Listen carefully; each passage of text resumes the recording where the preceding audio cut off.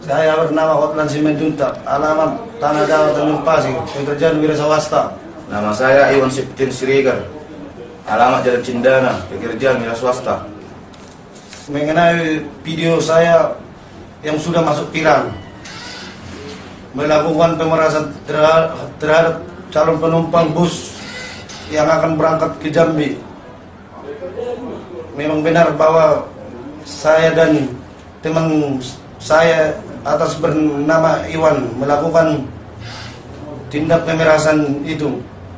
Bagi teman-teman saya yang masih melakukan tindakan pemerasan agar tidak berbuat tindakan tersebut, kalau tidak mau bernasib seperti saya, akan langsung berurusan dengan Polres Pematang Siantar.